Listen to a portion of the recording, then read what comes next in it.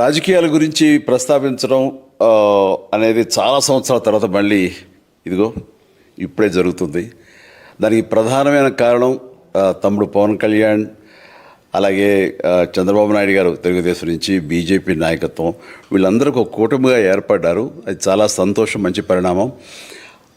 ఈ సందర్భంగా మరీ ముఖ్యంగా ఈ రోజున నేను ఇట్లాగా మాట్లాడడానికి ప్రధానమైన కారణం నా మిత్రుడు, చిరకాల మిత్రుడు సీఎం రమేష్, అట్లాగే పంచగల్ రమేష్ రాజకీయంగా అరంగేట్రం చేసింది నా బ్లెస్సింగ్స్ తోటి.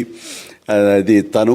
అలాంటి పంచగల్ రమేష్ అండ్ సీఎం రమేష్ గారు వీరు నాకు కావలసిన వాళ్ళు ఇద్దరు కూడాను అనకాపల్లి కాన్స్టిట్యున్సీలో ఎంపీ క్యాండిడేట్గా, అలాగే పెందుర్తి ఎమ్మెల్యే క్యాండిడేట్గా వీరు నిలబడటం అన్నది నాకు చాలా సంతోషంగా ఉంది. ఎందుకంటే ఇద్దరు చాలా మంచి వాళ్ళే కాకుండా సమర్థవంతులు.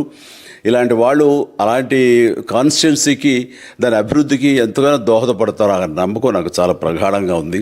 ముఖ్యంగా సీఎం రమేష్ గారికి కేంద్రంతో ఉన్నటువంటి సంబంధాలు, అనుబంధం ఇది మరీ మరీ ప్రత్యేకం. నాకు అది ఎప్పటి నుంచో తెలుసు.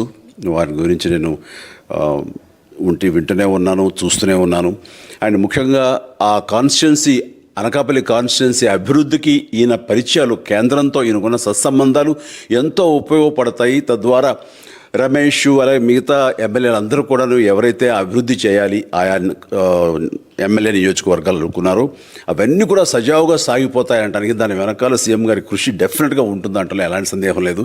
అండ్ వీరి నాయకత్వంలో మిగతా వాళ్ళ ఎమ్మెల్యేలు అందరూ కూడాను కలిసికట్టుగా అనకాపల్లి అభివృద్ధికి ఎంతగానో దోహదపడతారు అండ్ రిజల్ట్ చూపిస్తాడన్న ప్రగాఢ విశ్వాసం ఉంది. కాబట్టి వీళ్ళిద్దరి గురించి ఈరోజు ప్రస్తావిస్తున్నాను. మీ అందరి ఆశీస్సులు వీళ్ళకి ఉంటాయని ప్రగాఢంగా నమ్ముతూ సెలవు తీసుకుంటున్నాను. ప్లీజ్ వారిని గెలిపించండి. అనకాపల్లి నియోజకవర్గం యొక్క అభివృద్ధిని మనందరం చూస్తాం. అంతేకాదు, నాది చాలా పెద్ద కోరిక, ఆంధ్రప్రదేశ్ అభివృద్ధి పథంలో ముందుకు వెళ్ళాలి. దానికి కానీ మీరందరూ నడుము బిగించండి.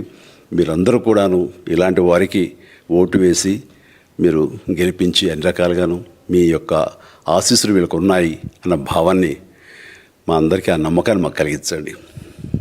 జై హింద్.